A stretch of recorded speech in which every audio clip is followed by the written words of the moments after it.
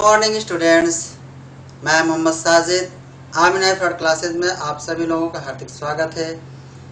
आज हम लोग ट्रायंगल चैप्टर के थियरम 6.4 और 6.5 की बात करेंगे।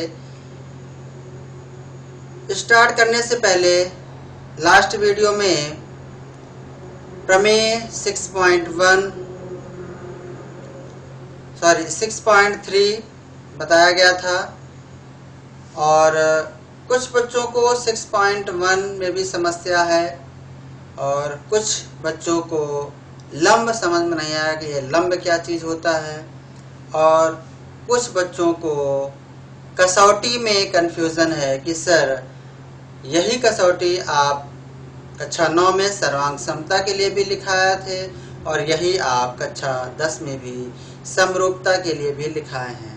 तो आइए हम प्रमेय स्टार्ट करने से पहले बच्चों के दिमाग में जो थोड़ा कंफ्यूजन है उसको दूर करते हैं। आइए सबसे पहले लंब की बात करते हैं कि दो रेखाएं लंब कैसे होती हैं। जैसे ये एक रेखा है AB और इस पर लंब की बात करें तो ये CD अगर लंब है तो AB और CD के बीच 90 डिग्री का एंगल होना चाहिए। ओके, कोई भी अगर मान लीजिए ऐसी रेखा है, अब इस पर एक लंब डालना है तो अब बताइए क्या ऐसे लंब डालोगे आप? ऐसे तो लंब होगा नहीं भाई, इसके 90 डिग्री कहाँ है? तो आपको किधर से ले जाना होगा? आपको इधर से ऐसे ले आना होगा, यानी जहां से भी लाइए कि 90 डिग्री इस पर होना चाहिए। इसी तरह से इधर है, अब इस पर 90 डिग्री लेना है तो यहाँ से आपको लेना होगा। तो कुल मिलाकर जिन दो रेखाओं को एक दूसरे के परपेंडी यानी लंबवत की बात करें तो आपको ध्यान देना है कि उन दोनों का जो प्रतिच्छेदन बिंदु पर 90 डिग्री का एंगल होना चाहिए। ओके, वो चाहे सीधी रेखा हो, सीधी होगी तो ऐसे आएगा। अब अगर टेढ़ी रेखा हो गई, अगर इस तरह से हो गया तो भैया इस तरह से मतलब ऐसे आएगा, ये 90 डिग्री होगा। ओके, तो इसका आपको ख्याल रखना है।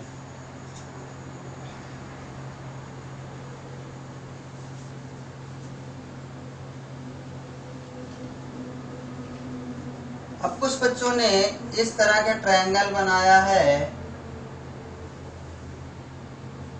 थेल्स प्रमेय जब जो बताया गया उसमें जो बच्चों ने नोट्स दिखाया है कॉपी उसमें लिख कर दिखाए हैं, उनका फिगर थोड़ा गड़बड़ है। वो गड़बड़ क्या है ये देखते हैं। इस तरह से और इसको ऐसे मिलाया गया है ना, और यहाँ से लंब डाला गया है ऐसे।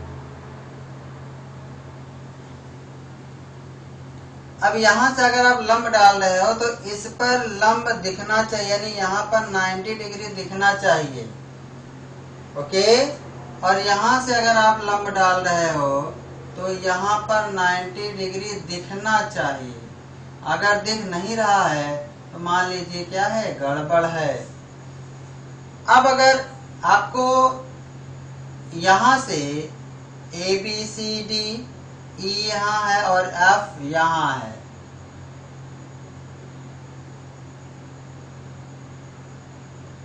D E F G, तो अब आपको EF लंब AB डालना है। तो आप इस तरह से सोचो कि कुछ ऐसी रेखा है और यहाँ से लंब डालना है, तो आप सोचो लंब कैसे आएगा? या लंब ऐसे रहेगा या लंब ऐसे होगा? नहीं, आपको क्या है, वहां से यह बिंदु फिक्स है, यहाँ से ऐसे लाना है कि यहाँ 90 डिग्री बने। जहां भी 90 डिग्री बनेगा, यहाँ से यहाँ यहाँ यहाँ यहाँ जहां भी 90 डिग्री बने वहां पर आपको लंब लेना है। ओके, इस बात का आपको ख्याल रखना है।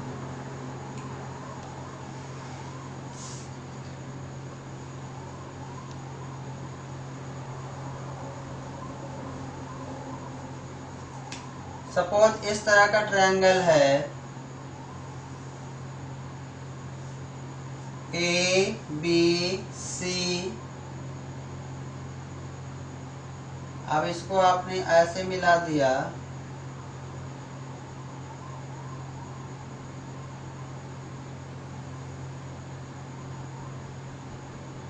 ऐसे मिलाया। अब यहाँ से इसको आप इस पर AB पर यहाँ से लंब डालना है। ओके, तो अब आपको वहां ले जाना है जहां पर 90 बने। अब अगर यहाँ से लेते हैं तो आप देखो 90 डिग्री नहीं बन रहा है, ये एंगल ज्यादा लग रहा है और ये एंगल कम लग रहा है। इसको और अगर ऊपर ले जाएं तो कुछ ये यहाँ पर परपेंडिकुलर आएगा, यानी ये 90 अंश लग रहा है। ठीक है, तो इसका आपको ख्याल रखना है, इस चीज का आपको ख्याल रखना है। इसी तरह यहाँ से लंबे डालेंगे, यहाँ ले आएंगे तो नहीं बन रहा है लंब, यानी कुल मिलाकर इससे यहाँ से जो ले आए तो इस पर लंब होना चाहिए। अब आप बताओ क्या यहाँ से यहाँ लंब आएगा? नहीं, आपको इधर कहीं लाना है, यानी इस तरह से यहाँ पर कहीं लंबवत बनेगा। भाई इस तरह से है, आपको यहाँ से लंब ले आना है, तो अब यहाँ से लंब ले आना तो क्या ऐसे लंब आएगा? ये लंब होगा, ये तो गलत है। यहाँ भी नहीं है, यहाँ भी नहीं है, ऐसे ले आना है कि इस पर और ये क्या हो 90 डिग्री एंगल बने, तो यहाँ पर बन रहा है। ठीक है, इस बात का आपको ख्याल रखना है कि 90 डिग्री यानी इसके बीच 90 डिग्री दिखे, लगना चाहिए। भाई आप प्रकार से तो चांदे की सहायता से तो आप 90 नहीं बना रहे हो, लेकिन ऐसे ही बना रहे हो तो इस तरह से बनाइए कि लगे 90 डिग्री। Okay,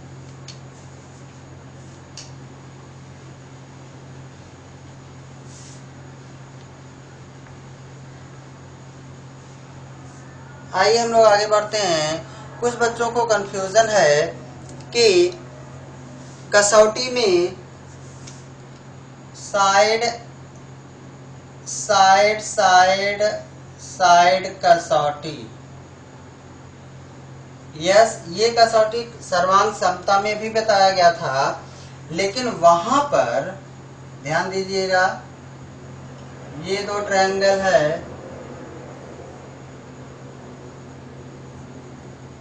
ABCPQR। अगर यहाँ सर्वांग समता की बात करें, SSS कसौटी सर्वांग समता के लिए, तो इस SS का मतलब देखो क्या होता है, साइड साइड साइड यही होगा। लेकिन इसकी फुल फॉर्म क्या होगा, इसकी मीनिंग क्या होगी? एक त्रिभुज की तीनों भुजाएं, एक त्रिभुज की तीनों भुजाएं किसी दूसरे त्रिभुज की संगत तीनों भुजाएं यदि बराबर हों तो वे दोनों त्रिभुज सर्वांग सम होते हैं। इसी SS का मतलब क्या हो जाएगा कि एक त्रिभुज की तीन भुजाएं किसी दूसरे त्रिभुज की संगत तीन भुजाएं क्या हों, आपस में बराबर हों। ध्यान दीजिएगा, बराबर हों तो वे दोनों त्रिभुज सर्वांग सम होते हैं। यानी AB बराबर हो, अगर त्रिभुज हम लोग ABC एवं त्रिभुज PQR में बात करते हैं तो AB इधर PQ क्या होगा, संगत है, बराबर होना चाहिए। इधर BC तो इधर QR क्या होना चाहिए, बराबर होना चाहिए। इधर CA और बराबर RP, यानी ये क्या होना चाहिए, बराबर अगर है तो हम कह देंगे कि त्रिभुज ABC सर्वांग सम त्रिभुज PQR। कैसे? SSS कसौटी से। यानी किसी त्रिभुज की तीन भुजाएं किसी अन्य त्रिभुज की संगत तीनों भुजाएं के यदि बराबर हों, तीनों भुजाओं के यदि बराबर हों तो वे दोनों त्रिभुज सर्वांग सम होते हैं। इस SS का मतलब ये है। ठीक है, अलग अलग क्या है, बराबर हैं। लेकिन आइए अब इसी SS कसौटी आते हैं, हम लोग समरूपता की बात करते हैं। तो इसका मतलब क्या होता है कि कोई त्रिभुज, अब त्रिभुज छोटा बड़ा हो सकता है, समरूपता के लिए बराबर भी हो सकता है।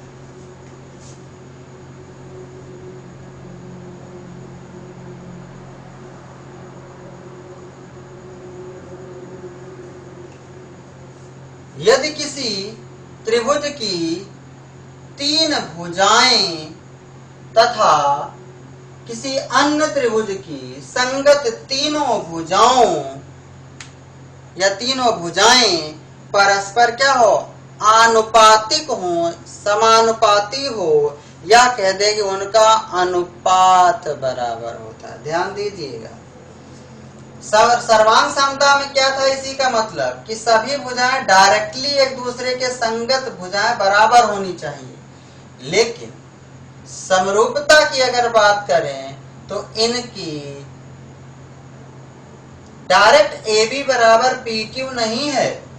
ये दोनों त्रिभुज को अगर ध्यान से देखो तो AB बराबर PQ नहीं है, BC बराबर QR नहीं है, CA बराबर RP नहीं है। लेकिन अगर इनका अनुपात यानी AB अपॉन PQ बराबर हो जाए BC अपॉन QR के, बराबर हो जाए CA अपॉन PR के, तो ये दोनों त्रिभुज समरूप होते हैं। क्या होते हैं, समरूप होते हैं। ध्यान से देखिएगा, यहां पर इसी SS का मतलब समरूपता की कंडीशन में क्या हो जाएगा कि दो त्रिभुजों की यदि संगत भुजाओं का अनुपात बराबर हो, संगत भुजाओं का यानी SSS, संगत भुजाओं का अनुपात यदि एक दूसरे क्या हो जाए, बराबर हो, तो वे दोनों त्रिभुज क्या होते हैं, समरूप होते हैं। यहाँ पर हम सर्वांग सम नहीं कहेंगे। क्यों? क्योंकि सर्वांग सम के लिए पूरा AB बराबर PQ, BC बराबर QR और CA बराबर RP होना चाहिए, ऐसा नहीं है। लेकिन इनकी भुजाओं का अनुपात आपस में बराबर है, इसलिए दोनों क्या सर्वांग सम नहीं है, समरूप हैं। तो यहाँ पर समरूपता की कसौटी में इस SS का मतलब क्या हो जाएगा कि दो त्रिभुजों के संगत तीनों भुजाओं का यदि अनुपात बराबर हो, शब्द अनुपात बराबर हो, तो वे दोनों त्रिभुज समरूप होते हैं। किस कसौटी से, किस कसौटी से हो जाएगा, यानी अब ये दोनों त्रिभुज समरूप हो गए SSS कसौटी से। ओके, इसी तरह से दूसरा एंगल एंगल एंगल है, तो एंगल एंगल एंगल सिर्फ समरूपता की कसौटी में ही लिखाया गया है। सर्वांग समता में एंगल एंगल एंगल नहीं होता है, ठीक है, क्योंकि दो या दो से अधिक त्रिभुजों के कोण आपस में बराबर हो सकते हैं, भुजाएं छोटी और बड़ी भी हो सकती हैं, उनके कोण परस्पर बराबर होंगे लेकिन भुजाएं अलग अलग हो सकती हैं। तो एंगल एंगल से समरूपता के लिए तो सिद्ध होता है, लेकिन सर्वांग सम के लिए सिद्ध नहीं होता है। जैसे इसी दोनों में अगर बात करें कि यह कोण इस P के बराबर है, यह कोण भी इस Q के बराबर है, यह C और इस R के बराबर है। कोण तो सभी के संगत बराबर हैं, लेकिन इनकी भुजाएं क्या हैं, अलग अलग हैं। तो ये दोनों एक दूसरे के समरूप हैं, लेकिन सर्वांग सम नहीं है। इसीलिए सर्वांग समता की कसौटी में एंगल एंगल एंगल नहीं लिखाया गया है, लेकिन समरूपता की कसौटी में लिखाया गया है। ओके, इसी तरह साइड दूसरा आता है SAS, side angle side. Side angle side कसौटी जो सर्वांग समता में लिखाया गया है, उसका मतलब ये होता है कि ये दो त्रिभुज हैं ABC PQR। इसका मतलब है कि कोण A कोण P के बराबर है, और इन्हीं यह कोण जिन दो भुजाओं से बना है यानी AB से और AC से मिलके बना है। ओके, तो इस तरह से इधर ये कोण PQ और PR से मिलके बना है।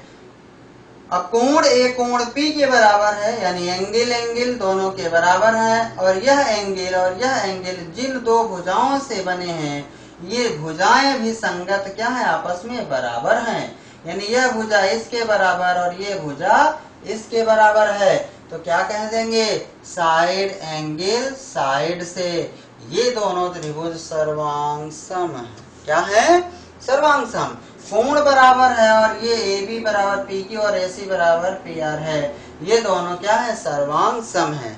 सर्वांग सम है तो दोनों समरूप भी कह सकते हैं। यानी इससे अर्थ ये निकलता है कि दो आकृतियां हैं, मान लेते जैसे त्रिभुज ही है, दो आकृतियां अगर सर्वांग सम है तो वो समरूप हो सकती हैं, लेकिन समरूप आकृतियां, समरूप त्रिभुज, यह जरूरी नहीं कि वो सर्वांग सम भी हो। ठीक है, जैसे यहाँ पर यह दोनों समरूप हैं लेकिन सर्वांग सम नहीं हैं। ये दोनों सर्वांग सम हैं तो ये दोनों समरूप भी हैं। ठीक है, अब इस SAS का क्या मतलब हुआ कि एक त्रिभुज के एक कोण तथा उस कोण को अंतरित करने वाली दो भुजाएं, एक त्रिभुज का एक कोण तथा वह उस कोण को अंतरित करने वाली दो भुजाएं किसी दूसरे त्रिभुज के संगत कोण तथा संगत या उस कोण को अंतरित करने वाली भुजाएं यदि आपस में क्या हो, बराबर हो तो वे दोनों त्रिभुज सर्वांग सम होते हैं। ठीक है, अब इसी SAS का मतलब आइए हम लोग समरूपता की कसौटी में देखते हैं। तो इसी SAS का क्या मतलब हो जाता है कि एक त्रिभुज का एक कोण एवं अंतरित कोण की भुजाओं, अंतरित कोण की भुजाओं, यानी जैसे यहाँ पर देख लेते हैं, यह कोण इस कोण के बराबर है। ठीक है, और यह कोण इस भुजा और इस भुजा से मिलकर बन रहा है। इधर P इस भुजा और इस भुजा से मिलकर बन रहा है। तो यह कोण बराबर है, अर्थात एंगल, यह भुजा इस भुजा के बराबर नहीं है। अगर होती और यह भुजा इस भुजा के बराबर होता तो ये सर्वांग सम हो जाते, लेकिन सर्वांग सम नहीं है। ये छोटा है, ये बड़ा है, लेकिन इनका यह कोण आपस में बराबर है, तो यानी एंगल। अब इस कोण को अंतरित करने वाली भुजा ये और ये, इन दोनों का अनुपात यानी AB और बटे AC, ये होगा अनुपात। इधर इस त्रिभुज इस त्रिभुज के इस कोण को अंतरित करने वाली भुजा ये है, तो इनका अनुपात यानी PQ अपॉन PR, ये अनुपात एक दूसरे के क्या होते हैं, बराबर होते हैं। बात समझ रहा ना। सर्वांग सम में इसी SS का मतलब हो जाता है, इस S और इस S का, कि डायरेक्टली दोनों भुजाएं बराबर हैं और एक कोण बराबर है। लेकिन यहाँ सर्वांग समता की कंडीशन में दो कोण बराबर हैं, संगत कोण बराबर है, और उस कोण को अंतरित करने वाली भुजाओं का अनुपात बराबर होता है। बात समझ में आ रहा है। तो इस तरह से दोनों में ये फर्क है, इसको आपको बहुत ध्यान से देखना है। ठीक है, सर्वांग समता और समरूपता दिखने में दोनों के लगते हैं, लेकिन दोनों की मीनिंग अलग है, मीनिंग बदल गई है। सर्वांग समता में SS का कुछ और मीनिंग होता है और समरूपता में कुछ और। समरूपता में SS का मतलब होता है कि उनकी संगत भुजाओं का अनुपात बराबर होता है, जबकि सर्वांग समता में SS का मतलब होता है कि उनकी अलग अलग संगत भुजाएं क्या होती हैं, आपस में बराबर होती हैं। ओके, अब देखिए ये हो जाएगा AB अपॉन AC बराबर PQ अपॉन PR। अब आप चाहो तो AB यहाँ, PQ यहाँ, इसको इधर कर दो तो ये हो जाएगा AB अपॉन PQ इधर आएगा और ये AC उधर जाएगा तो AC अपॉन PR, इस तरह से बन जाता है। ठीक है, तो ये क्या है, संगत भुजाओं का अनुपात बराबर है और एक कोण बराबर है, तो ये हो जाता है SAS। ठीक है, किसी एक त्रिभुज के एक कोण एवं अंतरित भुजाओं का अनुपात किसी दूसरे त्रिभुज के संगत एक कोण तथा अंतरित भुजाओं का अनुपात बराबर हो तो वे दोनों त्रिभुज समरूप होते हैं। तो इस SAS का मतलब हो जाता है। ओके बच्चों, आई होप आप लोग समझ गए होंगे। तो आप लोग लंब और ये कसौटी इसको आप लोग देख लीजिएगा और अच्छे से सही फिगर बनाइए। अच्छा बनाने की कोशिश करिए तो अच्छा होगा।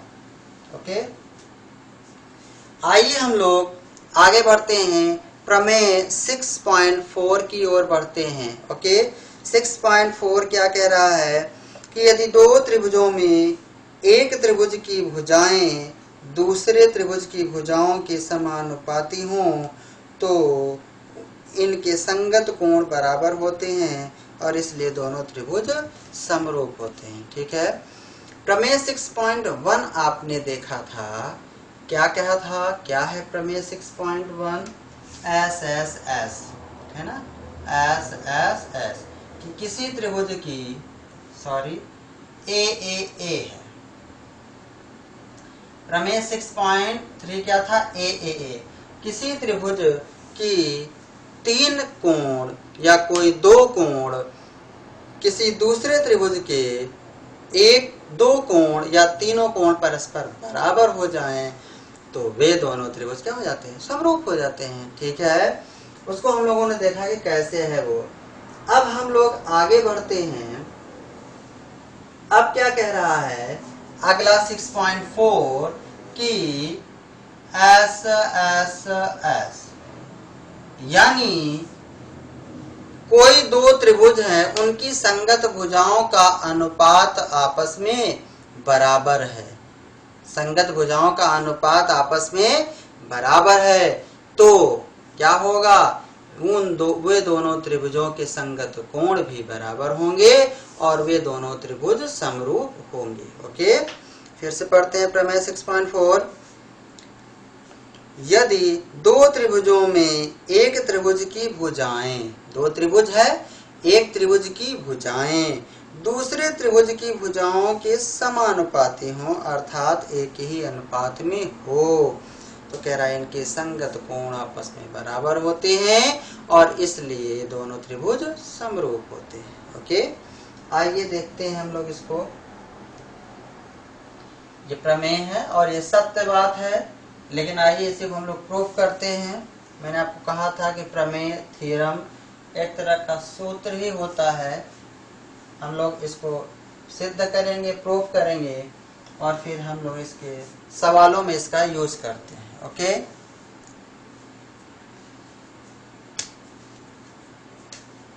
कह रहा है कि एक त्रिभुज की तीन भुजाएं, एक त्रिभुज बना लेते हैं।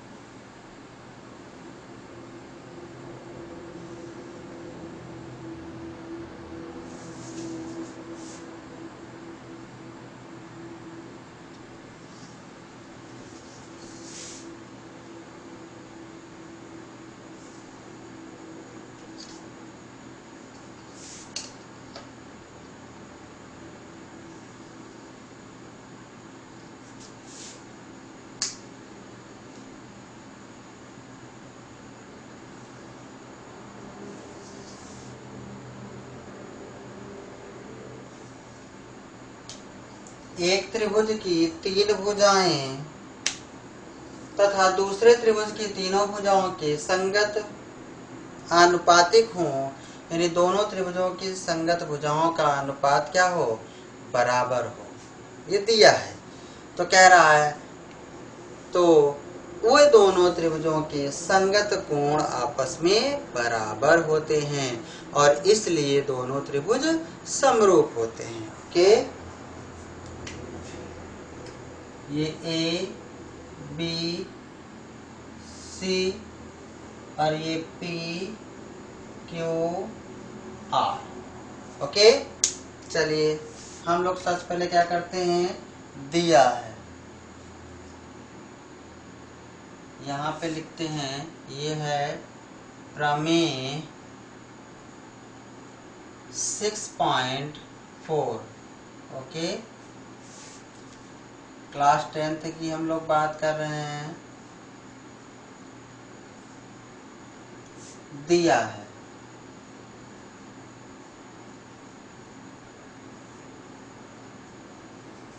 ओके। क्या दिया है? त्रिभुज ए बी सी एवं त्रिभुज पी क्यू आर में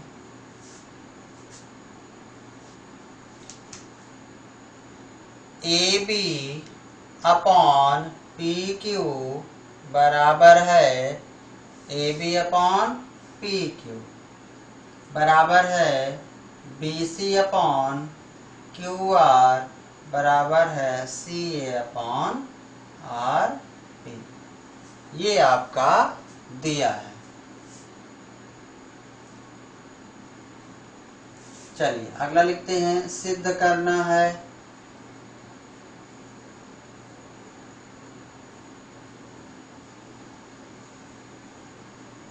क्या सिद्ध करना है? इन दोनों त्रिभुजों के संगत कोण आपस में बराबर हैं और ये दोनों त्रिभुज समरूप हैं। यानी त्रिभुज ए बी सी समरूप त्रिभुज पी क्यू आर, ये आपको प्रूफ करना है। चलिए उसके बाद लिखते हैं, इसमें इसको प्रूफ करने के लिए हमें कंस्ट्रक्शन करना है, रचना करनी है। तो वो क्या करते हैं रचना, आइए देखते हैं। इस त्रिभुज पी क्यू आर की भुजा पी क्यू पर एक बिंदु, वो बिंदु कुछ भी ले लेते हैं ई, तथा पी आर पर एक बिंदु, यहाँ ई लिया गया तो यहाँ एफ ले लेते हैं। एफ इस प्रकार लेते हैं कि ये पी ई बराबर होगा ए बी और ए सी बराबर होगा ए पी एफ। ठीक है, या इसको हम लोग इस तरह भी बोल सकते हैं कि इस ए बी के बराबर पी क्यू पर एक बिंदु ई लेते हैं और ए सी के बराबर पी आर पर एक बिंदु एफ लेते हैं, यानी पी एफ के बराबर। ठीक है, चाहे ऐसे लिखते हैं। तो चलिए इसके बराबर क्या कर देते हैं, यहाँ पर ले लेते हैं हम लोग, तो कहीं यहाँ पर आएगा।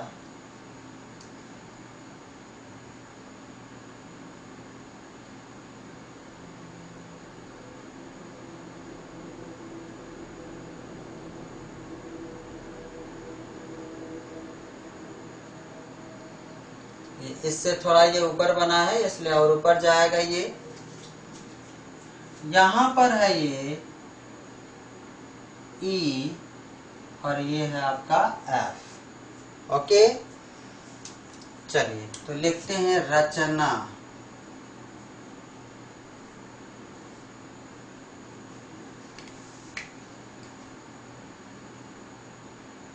पी क्यू भुजा पी क्यू भुजा पर एक बिंदु ई तथा पी आर पर एक बिंदु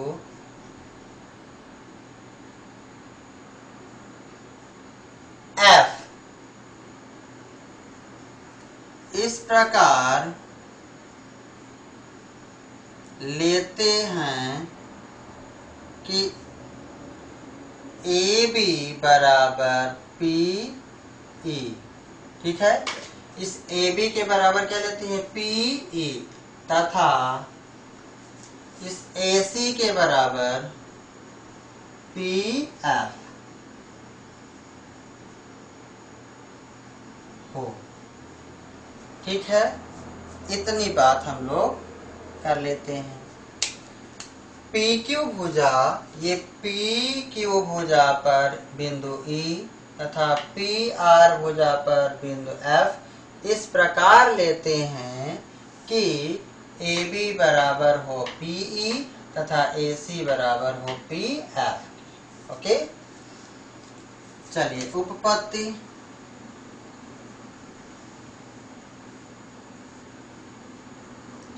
उपपत्ति करते समय मैंने आपको कहा है कि दो बातों का ध्यान देते हैं, एक तो क्या दिया है और दूसरा क्या हमें सिद्ध करना है। ठीक है, सिद्ध हमें क्या करना है कि ये दोनों त्रिभुज समरूप है। दोनों त्रिभुज समरूप का मतलब क्या हो जाएगा कि कोई दो कोण या तीनों कोण आपस में क्या हो जाए, बराबर हो जाएगा, तो हम कह देंगे कि ये दोनों त्रिभुज समरूप है। ओके, आइए देखते हैं उपपत्ति में। सबसे पहले क्या दिया है लिख लेते हैं, या पहले लिखते हैं त्रिभुज ए बी सी एवं त्रिभुज पी क्यू आर में A B upon P Q बराबर B C upon Q R बराबर C A upon R P. ये कैसे लिख दिया आपने, ये दिया है। ठीक है, ये अपनी मर्जी से मैंने नहीं लिखा है, ये दिया है। चलिए अब देखिए यहाँ पर ये क्यू आर यानी ये बी सी पी क्यू और पी आर पर ये लिया गया है बिंदु। तो हम लोग क्या करते हैं, ये पी क्यू और ये पी आर इन दोनों को पकड़ते हैं, इसको क्या कर देते हैं, हटा देते हैं। तो या A B upon P Q बराबर, भाई तीनों एक दूसरे के बराबर हैं, इसको हटा देते हैं। तो ये C A upon P R या R P. Okay, A B, इस ए बी के स्थान पर क्या हम पी ई लिख सकते हैं? यस, रचना से ए बी बराबर क्या है, पी ई। तो जहां ए बी है वहां हम पी ए लिख सकते हैं। तो ये लिख देंगे P E upon P Q बराबर सी ए। इस सी ए या ए सी के स्थान पर क्या लिख सकते हैं, आर पी या पी। ए सी के स्थान पर, इस ए सी के स्थान पर क्या लिख सकते हैं, पी एफ। ओके, या एफ पी। तो सी ए बोलो या ए सी बोलो, एक ही बात है। सी ए के स्थान पर हो जाएगा P F upon R P या पी आर। ओके, ये कैसे लिख दिया आपने, ये है रचना से। ओके, अब आप ध्यान से देखिए दोनों को, इस भुजा को और इस भुजा, पी अपॉन पी क्यू, कह रहा P E upon P Q बराबर P F upon P R या आर पी। ठीक है, चाहे इसको पी आर बोलो आर पी बोलो, एक ही बात है। P E upon P Q बराबर P F upon P R या आर पी। कब हो ये अनुपात आ गया, ऐसा कब होता है ये, ऐसा हमें क्या ये इशारा कर रहा है, क्या बता रहा है? ध्यान दीजिए, थेल्स प्रमेय, आधारभूत आनुपातिकता प्रमेय।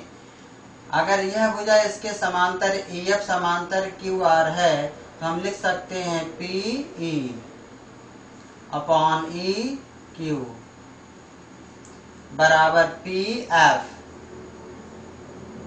Upon F R. कब लिख सकते हैं? जब त्रिभुज पी क्यू आर में ई एफ समांतर होगा क्यू आर, तब हम ये लिख सकते हैं। अब आपको फिर बताया गया था, इसको पलट हमें पी ई चाहिए, तो ये अंश में है, हमें पी एफ चाहिए, इधर अंश में है।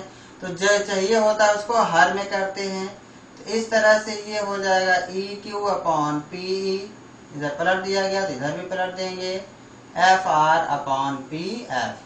ठीक है, इधर दोनों तरफ एक जोड़ेंगे तो ये हो जाएगा ई क्यू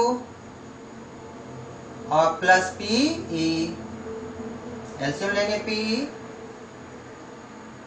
और बराबर इधर पी एफ एलसीएम है, तो हो जाएगा एफ आर और प्लस हो जाएगा पी एफ। अब E Q plus P E, ये पी ई दोनों जोड़ोगे तो क्या बनेगा, पी क्यू, ये P Q upon P E, I is equal F R और प्लस पी एफ क्या बन जाएगा पी आर, ये P R upon P F. ठीक है, यहाँ पर ध्यान से देखिए पीई पी क्यू नीचे हो, फिर से पलट दीजिए, ये हो गया पीई अपॉन पी क्यू बराबर P F upon P are. अब इसको अगर ध्यान से देखिए तो यही चीज है, बोलो यही है कि नहीं सेम। यहाँ आरपी है, यहाँ पी आर है, पी आर और आरपी में कोई फर्क नहीं, एक ही बात है। इस तरह से हमें निष्कर्ष क्या निकला कि सिर्फ इतने देख करके ही हम कह सकते हैं कि ई एफ समांतर है क्यू आर की, यानी ये ई एफ समांतर है क्यू आर की। यानी ये चीज कब आया, जब त्रिभुज पी क्यू आर में ई एफ समांतर क्यू आर, तो हम ये लिख सकते हैं, और जब ये लिख सकते हैं तो ये लिख सकते हैं, और ये लिखेंगे तो ये आएगा। इस तरह से लास्ट में ये आता है, कब, जब ई एफ समांतर होगा क्यू आर के। ठीक है, जब ई एफ समांतर होगा क्यू आर के तभी तो ये चीज आई, ये घटना घटी।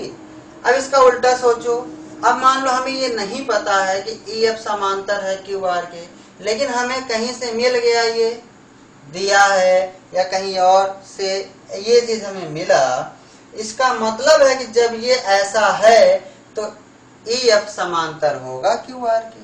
बोलिए, बात समझ रहा ना। तो इस तरह से डायरेक्टली अब इसको हम लोग थेल्स प्रमेय में ऐसे पूरा एक बारीकी से इसको देखा गया है, लेकिन अब इसका डायरेक्ट अगर पीई अपॉन ई क्यू बराबर P F upon F R, तब भी हम कह देंगे कि ई एफ समांतर क्यू आर, थेल्स प्रमेय से, थेल्स प्रमेय के अपोजिट से, है ना।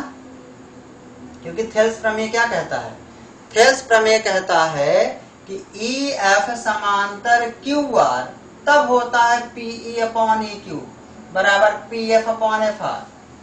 लेकिन अगर आपको दिया है कि P E upon E Q P F upon F R, तब कह देंगे कि ये इसके समांतर है। बात समझ रहा है। तो ये क्या हो जाएगा, थेल्स प्रमेय के अपोजिट से, 6.1 के विलोम से। ओके भाई, ये इसके समांतर है तो भुजाओं का अनुपात बराबर होता है। अब उल्टा सोचो, भैया भुजाओं का अनुपात बराबर है तो इसका मतलब है ये समांतर होंगे। तो पीई अपॉन ई क्यू बराबर P F upon F are हो तब भी ये इसके समांतर होगा, और पीई अपॉन पी क्यू बराबर P F upon P are हो तब भी हम कहेंगे कि ई एफ समांतर क्यू आर। ओके, क्योंकि हम देख रहे हैं यहाँ पर ये हमारा आ चुका है। उप प्रमेय में आपको ये करके दिखाया गया था। ओके, तो यह भी थेल्स प्रमेय में ही आ जाता है, यानी 6.1। तो चलिए हम लोग यहाँ डायरेक्ट लिखेंगे, अतः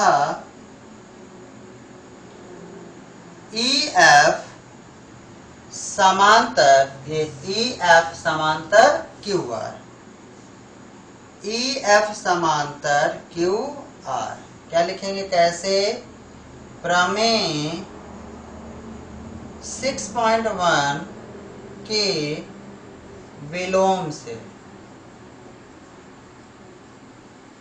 प्रमेय 6.1 के विलोम से। ओके, अब जैसे ही हमें मिल गया कि ये इसके समांतर है, क्योंकि जो रचना की गई थी इसके समांतर करके रचना नहीं की गई थी। ओके, रचना किस हिसाब से किया गया था कि इस AB के समान, AB के बराबर PE और AC के बराबर PF, ये किया गया है रचना। लेकिन इसको हम लोगों ने हल किया तो ये चीज हमें बता रहा है कि EF जो है वो समांतर है QR के। ओके, अच्छा, अब जैसे ही ये इसके समांतर हुआ तो बताइए ये कोण और ये कोण आपस में क्या होंगे, और इधर ये कोण और ये कोण आपस में क्या होंगे, बताइए, बराबर होगा कि नहीं होगा। इस त्रिभुज में, त्रिभुज पी क्यू आर में ये ई एफ समांतर हो गया क्यू आर के। ओके, तो ये ई कोण यानी ये कोण और ये कोण क्या होंगे, आपस में बराबर हो जाएंगे। इधर ये कोण और ये कोण आपस में क्या होगा, बराबर हो जाएगा। कैसे, संगत कोण से। कैसे, संगत कोण से। अर्थात दो अगर रेखाएं इस तरह से समांतर हैं, एक तिर्यक रेखा काटे, तो बताइए ये कोण और ये कोण आपस में क्या होंगे, आपस में समान होगा कि नहीं होगा। बोलो भाई, कक्षा 9 में आपको ये बताया गया है कि ये एल एम परस्पर क्या है, समांतर हैं। ठीक है, और ये ए बी एक तिर्यक रेखा है, काटे, तो ये कोण और ये कोण कैसे हैं, आपस में संगत कोण है।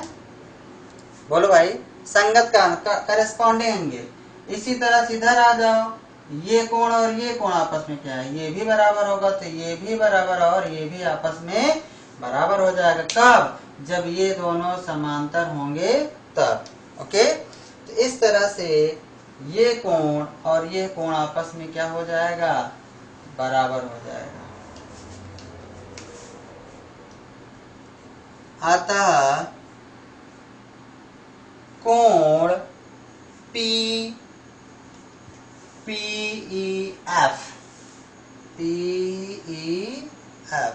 बराबर होगा कोण पी क्यू आर के। और पी एफ ई, कोण पी एफ ई बराबर होगा कोण पी आर क्यू के। कैसे है ये, संगत कोण, संगत कोण, करेस्पॉन्डिंग एंगल है। ओके, इतनी बात समझ में आई। अब आइए हम लोग देखते हैं त्रिभुज पी ई एफ और त्रिभुज पी क्यू आर में।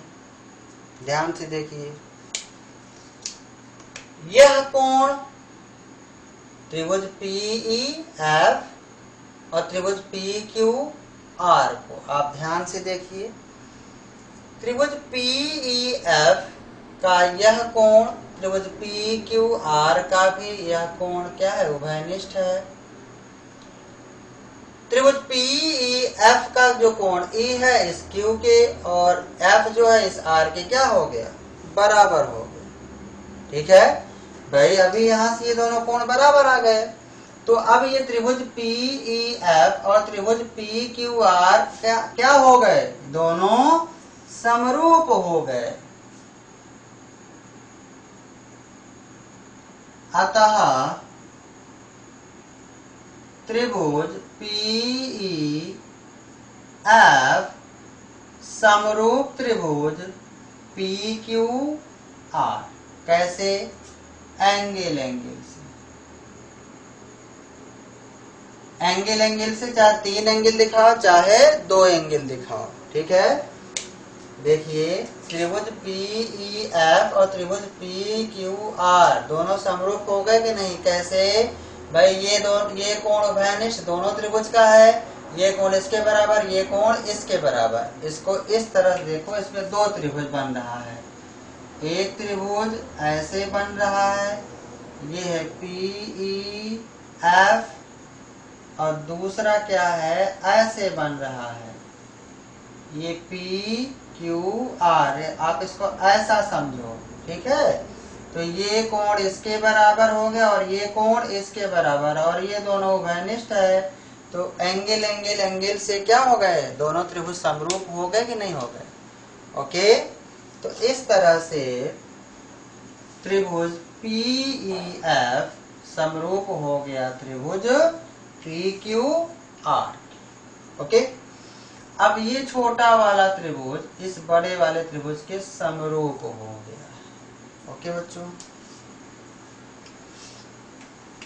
जैसे ही समरूप हो गया PEF और PQR, तो समरूप त्रिभुज के संगत भुजाएं क्या होती हैं? आनुपातिक होती हैं, अर्थात उनका अनुपात बराबर होता है। प्रमेय 6.3 आपने देखा था कि किसी त्रिभुज की तीन कोण किसी दूसरे त्रिभुज के संगत तीनों कोण के बराबर हों तो उनके संगत भुजाओं का अनुपात बराबर होता है। यह संगत भुजाएं आनुपातिक होती हैं और इसलिए वे दोनों त्रिभुज समरूप होते हैं। ओके, तो यहाँ भी त्रिभुज PEF समरूप हो गया त्रिभुज PQR के। ओके, जैसे ही समरूप हो गया तो हम लोग लिख सकते हैं, इसलिए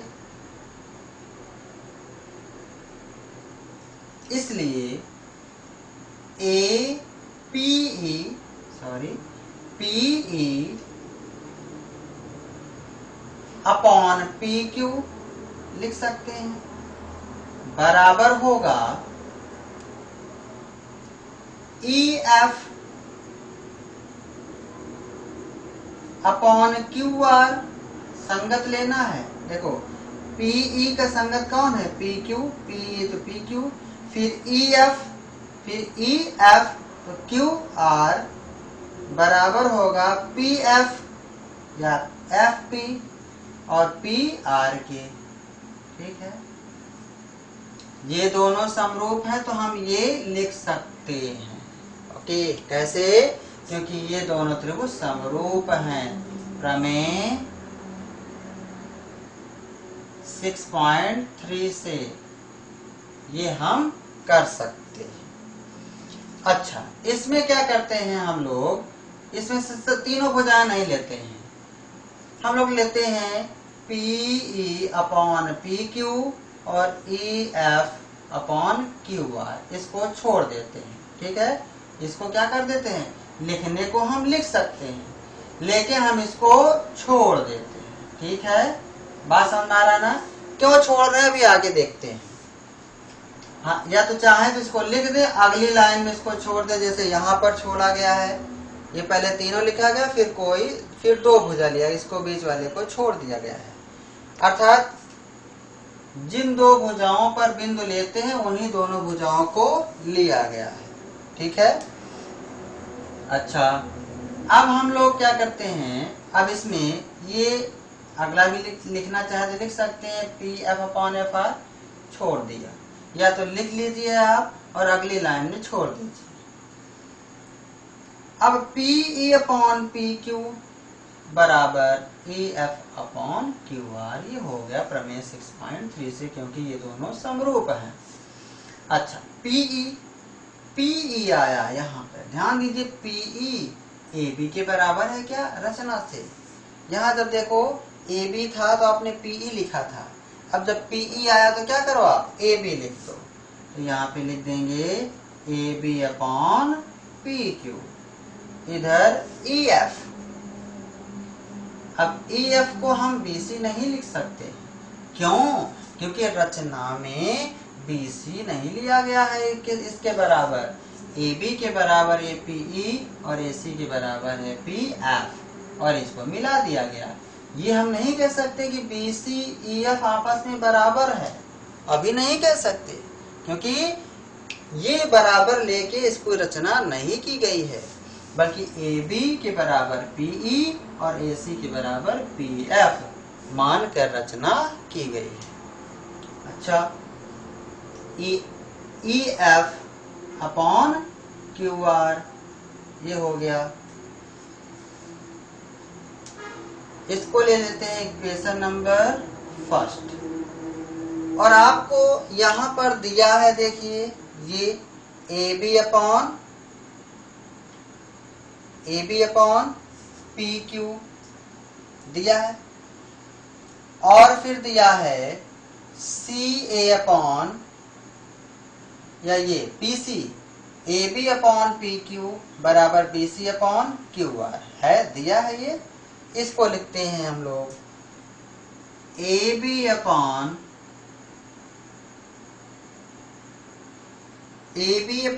PQ बराबर BC upon QR, BC upon QR, ठीक है। AB अपॉन PQ और ये BC अपॉन QR, जो भुजा यहाँ पर छोड़ी गई थी उसको यहाँ पर ले लेते हैं। इसको लेते हैं इक्वेशन नंबर 2। दोनों को ध्यान से देखिए, AB upon PQ, AB upon PQ बराबर है। जब दो समीकरणों में एक पक्ष बराबर तो ये अगले पक्ष आपस में क्या हो जाएंगे, बराबर हो जाएंगे। तो लिखेंगे समीकरण 1 व 2 से क्या हो जाएगा, EF अपॉन QR बराबर BC अपॉन QR। ध्यान से देखिए, दोनों का हर क्या है, सेम है, तो कट जाएगा और बचेगा क्या, EF बराबर BC, EF बराबर BC। क्या आया, EF बराबर BC, यानी ये EF जो है वो BC के भी बराबर आ गया। पहले हम नहीं कह सकते थे कि ये बराबर है, हल करने से आया। अब मान लेंगे कि ये BC और EF क्या हो गया, आपस में बराबर हो गया। तो अब आप त्रिभुज ABC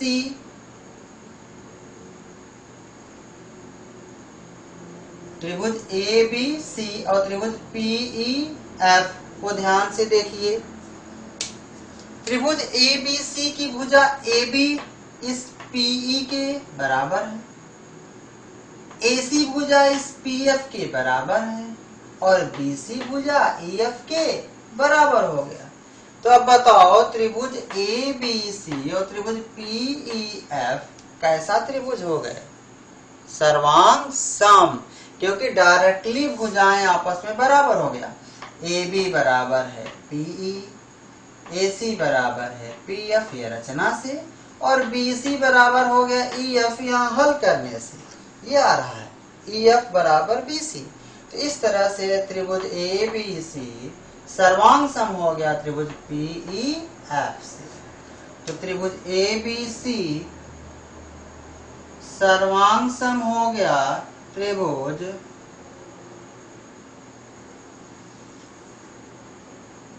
यहाँ लिखेंगे, अतः त्रिभुज PEF कैसे, साइड साइड साइड कसौटी से,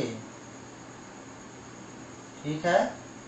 छोटा सा लिखा, आप समझ जाइएगा, SSS कसौटी से, ओके। यानी ये त्रिभुज ABC जो है वो सर्वांग सम हो गया त्रिभुज PEF के। अब जब कोई दो आकृतियां सर्वांग सम हो जाएं, इसका मतलब है उसके सभी पार्ट एक दूसरे क्या हो गए, बराबर हो गए। यानी कहने का मतलब है उसके स्थान पे हम उसको रख सकते हैं या उसके दूसरे के स्थान पर उसको रख सकते हैं। भाई दो अगर आकृतियां सर्वांग सम हो गई, सपोज ये, तो अगर ये दोनों सर्वांग सम हैं तो इसके स्थान पर इसको रख दो और इसके स्थान पर इसको, कोई फर्क नहीं पड़ने वाला है। ये होता है सर्वांग समता का मतलब, ओके। तो अब जैसे ही ये दोनों त्रिभुज सर्वांग सम हो गया, तो यहाँ देखिए समरूप त्रिभुज आया था, यहाँ पर PEF समरूप त्रिभुज PQR, यानी इस PEF के स्थान, देखिए PEF सर्वांग सम है ABC, तो PEF के स्थान पर हम ABC लिख सकते हैं। तो यहाँ PEF के स्थान पर उठा के रख देंगे ABC, और जो हमें प्रूव करना था वो हमारा आ जाता है, ठीक है। तो इसको लिख लेते हैं हम लोग, ये इक्वेशन नंबर ले लेते हैं, फर्स्ट इसको ले लेते हैं और सेकंड इसको लेते हैं, इसको थर्ड ले लेते हैं। तो समीकरण 2 एवं 3 से यहाँ लिख देंगे। तो अब लिखेंगे एक समीकरण एक से, समीकरण एक से क्या है ये, त्रिभुज PEF, PEF समरूप त्रिभुज PQR, PEF समरूप त्रिभुज PQR। ठीक है, साफ दिख रहा है? ठीक है। PEF ध्यान दीजिएगा, सर्वांग समय PF किसके, ABC, या करके लिख देंगे त्रिभुज ABC समरूप, यहाँ समरूप है, PEF के स्थान पर ये लिखेंगे, यहाँ समरूप का स्थान है, समरूप त्रिभुज PQR। इस तरह से ये आपका प्रूफ हो जाता है, यानी त्रिभुज ABC समरूप हो गया त्रिभुज PQR। बात समझ में आया? ये प्रमेय आपको मैं बहुत स्लोली पढ़ाया हूँ, बहुत फास्ट नहीं ले गया हूँ, इसलिए ताकि आपको एक एक चीज समझ में आए। इसको आप लोग बहुत ध्यान से देखिएगा, इसमें कोई बहुत बड़ी खास बात नहीं है। इसमें जो खास बात है, इस BC को EF के बराबर दिखाना। तो कैसे दिखाया गया है आप देखिए, जो दिया गया था सबसे पहले वो लिया गया, फिर इसको छोड़ दिया गया, इसको पकड़ा गया है, AB के स्थान पे PE लिख दिया गया है, इस AB के स्थान पर PE को लिखा गया है। क्यों? क्योंकि AB और PE बराबर है रचना से। इधर CA बोलो या AC बोलो, इसके स्थान PF लिखा गया है। जैसे ये लिख दिया गया, प्रमेय 6.1 के विलोम से हमने क्या कर दिया, EF समांतर QR लिख दिया, EF समांतर QR। ओके, प्रमेय 6.1 के विलोम से। कोई चीज थियरम में कोई चीज हम लिखते हैं तो वो क्यों लिख रहे हैं, इस चीज को हमें मेंशन करना होता है। ठीक है, हमने लिखा तो कहाँ से लिखा, क्यों लिखा। चलिए, जैसे ही ये दोनों क्या हो गए, समांतर हो गए, तो ये कोण इसके बराबर हुआ और ये कोण इसके बराबर हो गया, संगत कोण से आपको करके अभी मैंने दिखाया था।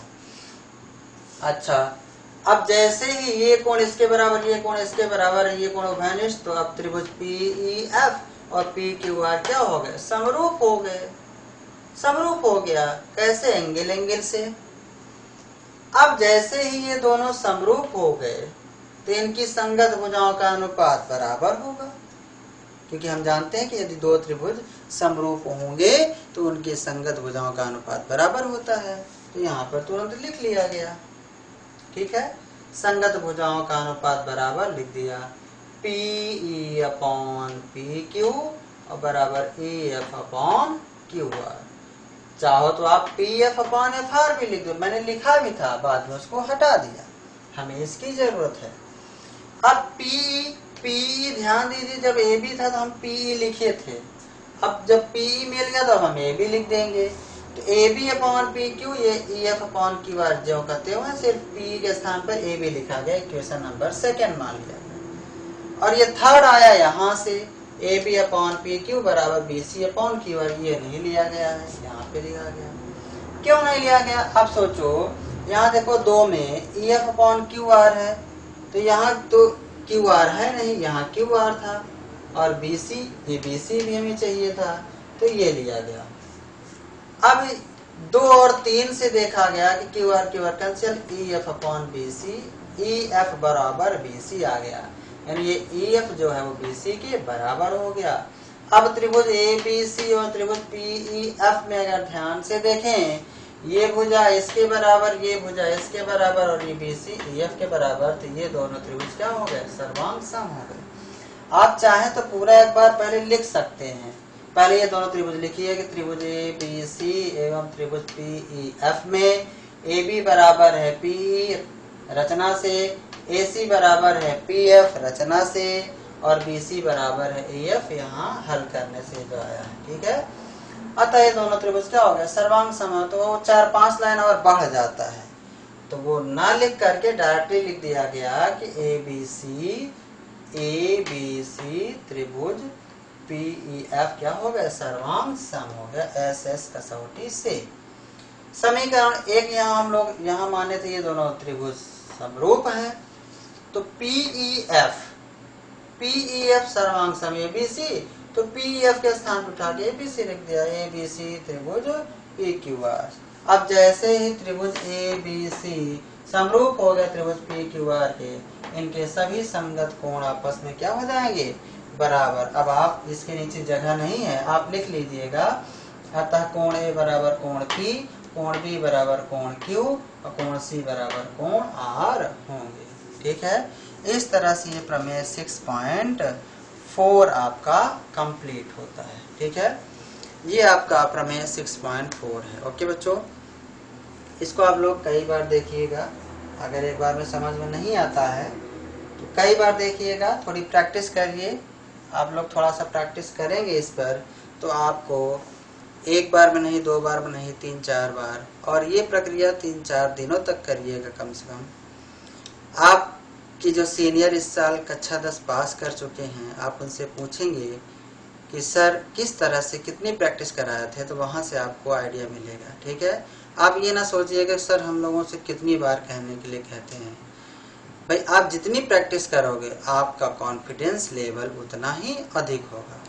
Math bye practice. ओके, आप जितना अभ्यास करेंगे, जितनी ज़्यादा प्रैक्टिस करेंगे, उतना ही आपके ज्ञान में निखार आएगा। ओके, तो ये चीज़ें आपको प्रैक्टिस करना है, आप इस पर अच्छा कमांड कर लोगे। ओके बच्चों, आइए बच्चों, हम लोग इसी से रिलेटेड हमारा नेक्स्ट जो थियरम है वो 6.5 है। ओके, 6.5 है। आइए हम लोग इसको भी देख लेते हैं। देखिए 6.5 थियरम क्या कहता है, कह रहा है यदि एक त्रिभुज का एक कोण दूसरे त्रिभुज के एक कोण के बराबर हो तथा इन कोणों को अंतर्गत करने वाली भुजाएं समानुपाती हों तो दोनों त्रिभुज समरूप होते हैं। यानी एक त्रिभुज है, उसका एक कोण, दूसरा त्रिभुज है, उसका एक कोण बराबर है, और इन कोणों को अंतरित करने वाली भुजाएं इस त्रिभुज में भी और इस त्रिभुज में अंतरित करने वाली भुजाएं क्या है, समानुपाती हैं या उनका अनुपात बराबर है। ठीक है, तो वे दोनों त्रिभुज समरूप होते हैं, ये आपको प्रूफ करना है। यहाँ भी देखिए, जो इसके पहले जो प्रमेय था वहां का और यहाँ का इतना चीज सेम है। यहाँ भी दिया है क्या, प्रमेय 6.5 में त्रिभुज ABC बना लिया, त्रिभुज PQR में क्या दे दिया, AB दिया है में थोड़ा सा फर्क हो जाएगा। क्या फर्क होगा, कह रहा है एक कोण, तो मान लेते हैं इसमें क्या है, कोण A बराबर है कोण P के, यानी ये और ये आपस में क्या है, बराबर है। ओके,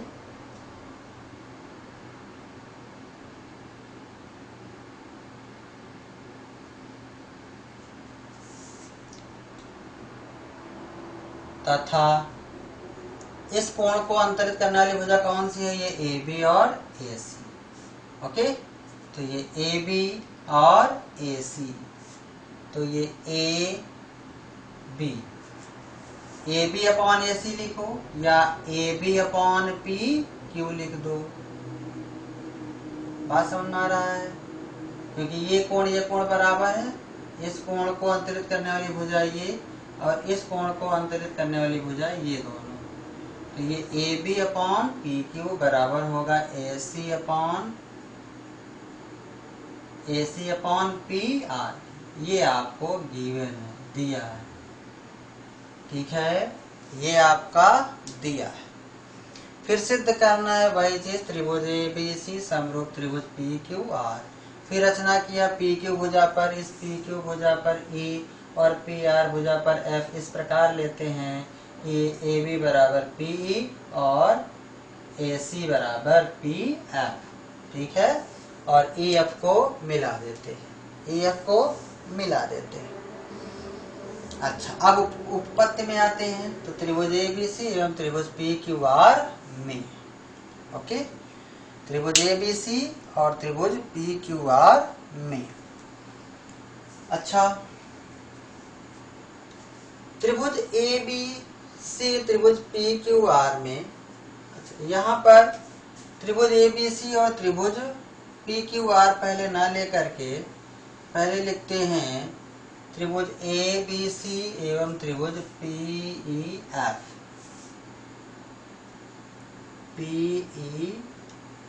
में, ठीक है। चलिए, तो कोण A बराबर है कोण P। इस त्रिभुज का कोण A संगत है, पहले A कोण है, इधर P है, ठीक है, दोनों संगत है, बराबर है। कैसे है ये? दिया है, ये अपने से नहीं बोल रहे हैं, कैसा है? दिया है। अच्छा, और ये AB, भुजा AB बराबर है भुजा PE के। कैसे? रचना से। बोलो भाई, रचना से है। अच्छा, ये AC बराबर है PF के तथा AC बराबर PF के, ये भी क्या है? रचना से। अब आप ध्यान से देखो, एक कोण, इस कोण को अंतरित करने वाली ये भुजा इस भुजा के बराबर, ये भुजा इस भुजा के बराबर, डायरेक्टली बराबर है, अनुपात बराबर नहीं है।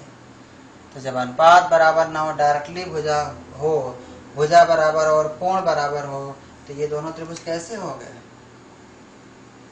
अतः त्रिभुज ABC सर्वांग समत्रिभुज PEF, ओके। कैसे? साइड एंगल साइड कसौटी से, ओके, साइड एंगल साइड कसौटी से डायरेक्टली भुजाएं बराबर हैं। अच्छा, इसको हम लोग ले लेते हैं equation number first, equation number first. अच्छा, अब ABC सर्वांग सम हो गया PEF। अब हम लोग जानते हैं कि अगर दो त्रिभुज आपस में सर्वांग सम हो जाएं तो उनकी सभी संगत भुजाएं, सभी संगत कोण आपस में बराबर हो जाते हैं। तो यहाँ पर अब ये कोण B, A तो और P बराबर थे पहले से, अब ये कोण B E के बराबर हो जाएगा, क्योंकि ABC सर्वांग सम त्रिभुज है PEF, ना कि PQR, नहीं, PEF। तो A P के संगत, B E के संगत बराबर है, और C F के संगत, ठीक है। अच्छा, अब जब ये कोण और ये कोण, आप ये B और E बराबर C और F बराबर हो गया, तो इसको हम लोग मेंशन कर देते हैं, यहाँ पे दिखा देते हैं। इसलिए कोण B का मतलब ABC, ठीक है, पूरा ही दिखा देते हैं। इसलिए कोण ABC बराबर होगा कोण PEF, ठीक है, तथा कोण, या नीचे दिखा देते हैं, तथा कोण ACB बराबर होगा कोण PFE के, ठीक है, क्योंकि ये दोनों सर्वांग सम है, कोण बराबर हो जाएंगे। अच्छा, अब आइए, अब हम लोग लेते हैं इनकी संगत भुजाओं का अनुपात हमें बराबर दिया है, इसको लिख लेते हैं। अब त्रिभुज ABC एवं त्रिभुज PQR में क्या दिया है? AB अपॉन PQ बराबर BC नहीं है CA, BC नहीं है CA, AC है। तो हो जाएगा AC बोलो या CA बोलो, AC तीसरे नंबर पर तो इधर RP या PR, ठीक है, AC अपॉन PR। ये कैसे आपने लिख दिया भैया? ये दिया है, क्वेश्चन में ये दे रखा है, ठीक है, क्वेश्चन में ये दे रखा है। AB अपॉन PQ बराबर AC अपॉन PR, ये दिया है। अब इस AB के स्थान पर इस AB और P आपस में बराबर है तो लिख सकते हैं, या AB के स्थान पर PE, तो PE अपॉन PQ बराबर AC, इस AC के स्थान पर PF अपॉन PR, ये नीचे वाला। ओके, अच्छा कैसे? रचना से, रचना हम लोग किए थे, रचना से भी या कहते हैं कि ये दोनों सर्वांग सम हो चुका है, ठीक है, तो AB PE के बराबर होगा, AC PF के बराबर होगा, रख दिया। अब ध्यान से देखिए इसको, P upon PQ, P upon PQ, PF upon PR कब होता है ये? बोलिए। थेल्स प्रमेय क्या कहता है कि यदि ये रेखा इसके समांतर होगा तो इन भुजाओं का अनुपात आपस में बराबर होता है। उल्टा सोचो कि भुजाओं का अनुपात बराबर आ गया तो अब बताओ ये समांतर होगा कि नहीं होगा? तो लिख सकते हैं अतः EF समांतर QR। कैसे? प्रमेय 6.1 के विलोम से या प्रमेय 6.2 से, प्रमेय 6.1 के विलोम से। अब प्रमेय 6.1 आपको पता होना चाहिए तभी आप कर पाओगे, ये नहीं कि सिर्फ आप प्रमेय 6.1 के विलोम, और 6.1 है क्या ये आपको पता होना चाहिए। अब जैसे ही ये इसके समांतर हुआ, याद करिए कि दो रेखाएं अगर एक दूसरे के समांतर है तो ये संगत कोण आपस में बराबर होंगे, अर्थात ये कोण इसके बराबर हो जाएगा और ये कोण इसके बराबर हो जाएगा। बोलो होगा कि नहीं होगा? यस। तो आइए देखते हैं हम लोग आगे।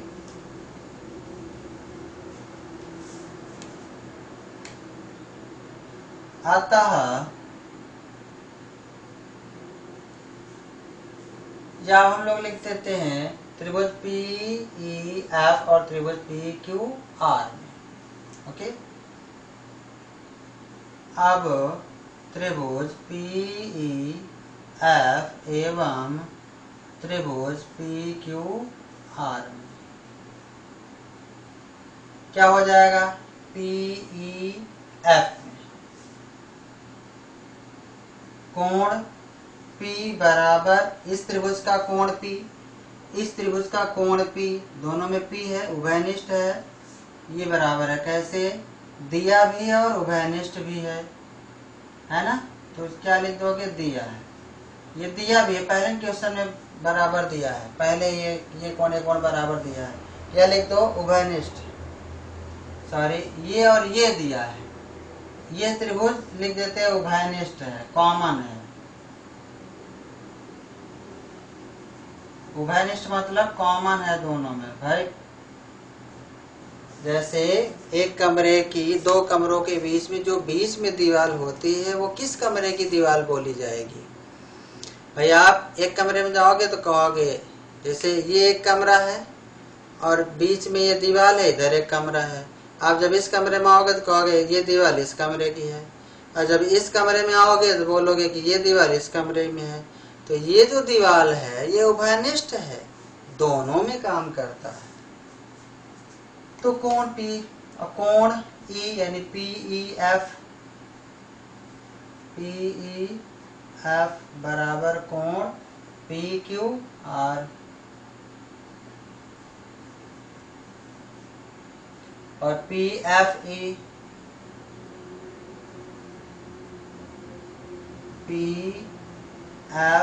ई बराबर कोण पी आर क्यू। कैसे हो गया भैया? ये संगत कोण से, संगत कोण से है ना, या लिख दो चूंकि ई एफ समांतर क्यू आर या संगत कोण से। अब यह कोण इसके बराबर, यह कोण इसके बराबर, तो बताओ ये त्रिभुज और ये बड़ा वाला त्रिभुज, त्रिभुज पी एफ, त्रिभुज पी क्यू आर क्या हो गया भैया? अतः त्रिभुज पी एफ समरूप हो गया त्रिभुज पी क्यू आर। बोलो होगा कि नहीं होगा? कैसे? एंगल कसौटी से,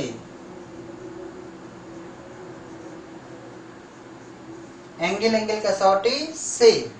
और आप ध्यान दीजिए यहाँ सर्वांग पीईएफ सर्वांग है त्रिभुज ABC। अब इस पीईएफ के उठा के रख दीजिए यहाँ से, यह हो जाएगा, इसलिए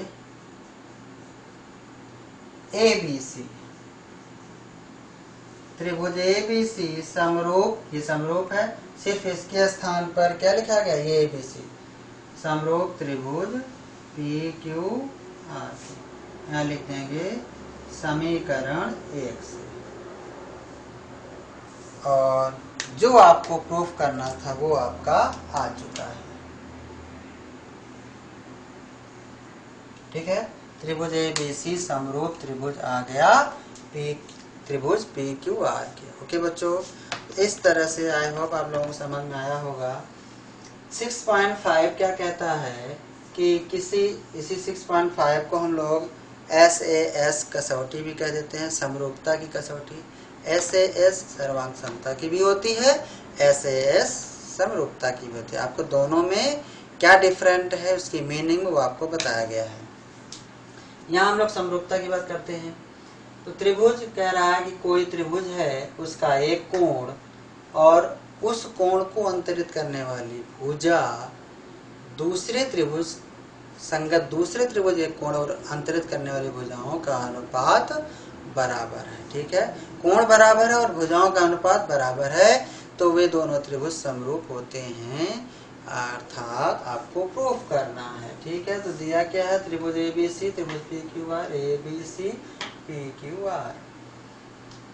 कोण A ले लिया भैया, ये कोण बराबर है, तब इस कोण को कौन दो भुजाएं बना रही हैं? ये AB और AC। इधर P, A और P बराबर लिया, तो P को कौन भुजा बना रही है? PQ और PR। ठीक है, ये दोनों भुजाएं इस कोण को बना रही हैं। तो कोण A बराबर कोण P तथा तो जो भुजाएं निर्मित करती हैं कोण, उन्हीं भुजाओं का अनुपात क्या है? बराबर, ये दिया है। किसी त्रिभुज का एक कोण और अंतरित भुजाओं, दो त्रिभुजों के बीच एक कोण बराबर हो और अंतरित भुजाओं, जो अंतरित यानी कोण को अंतरित करने वाली भुजाओं का अनुपात बराबर हो। ठीक है, तो इस तरह से ये है, सिद्ध करना है आपको ये समरूप। फिर रचना कर दिया गया, इसके बराबर इस PQ पर ये बिंदु A लिया गया, इस PR पर बिंदु F लिया गया। इस प्रकार लिया गया है कि AB बराबर हो PE और AC बराबर हो PR। उसके बाद सीधे आपका त्रिभुज ABC और त्रिभुज PEF लिया गया है। ये कोण इसके बराबर, ये AB बराबर ये PE, AC बराबर PF। चूंकि डायरेक्ट भुजाएं बराबर है, कोण भी बराबर है, तो SAS कसौटी से क्या हो गया? दोनों त्रिभुज सर्वांग सम हो गए। ठीक है, ये त्रिभुज और ये त्रिभुज सर्वांग सम हो गया, यानी PEF। अब जैसे ये सर्वांग सम हो गया, तो कोण B और कोण A और कोण P तो बराबर था। कोण B और कोण E, कोण C, कोण F बराबर हम नहीं कह सकते थे, लेकिन जैसे ही सर्वांग सम हो गया अब हम कह देंगे। कि ये कोण बी जो है वो कोण ए के बराबर, कोण सी बराबर कोण एफ के, वही लिखा गया है यहाँ पे। उसके बाद त्रिभुज लिया गया ए बी सी और पी क्यू आर। त्रिभुज ए बी सी और त्रिभुज पी क्यू आर लिया गया। तो इसमें क्या लिखा गया, A B upon P Q बराबर A C upon P R. ये कैसे लिखा गया, दिया है, अपने से नहीं लिखेंगे, ये वाला उठा के लिखा गया है, ठीक है। और फिर इस ए बी के स्थान पे क्या लिख दिया गया, पीई, भाई ए बी के स्थान पे पीई लिख दिया। अब ये जो भुजाओं का अनुपात ये हमें क्या बता रहा है, त्रिभुज पी ई एफ और त्रिभुज पी क्यू आर में क्या बता रहा है, यानी त्रिभुज पी क्यू आर में ये अनुपात क्या बता रहा है कि ये ए एफ समांतर है क्यू आर, लिख दिया गया प्रमेय 6.1 के विलोम से। अब त्रिभुज पी ई एफ और त्रिभुज पी क्यू आर लिया गया है, इसमें ये दिखाया गया, ये संगत कोण, ये कोण इसके बराबर हो जाएगा, ये कोण इसके बराबर दिखा दिया गया। अब ये छोटा वाला त्रिभुज यानी पी ई एफ समरूप हो गया पी क्यू आर के। जैसे समरूप आ गया, अब पी ई एफ हटा के, क्योंकि ए बी सी सर्वांग सम है पी ई एफ, तो पी ई एफ के स्थान पे हम ए बी सी लिख सकते हैं।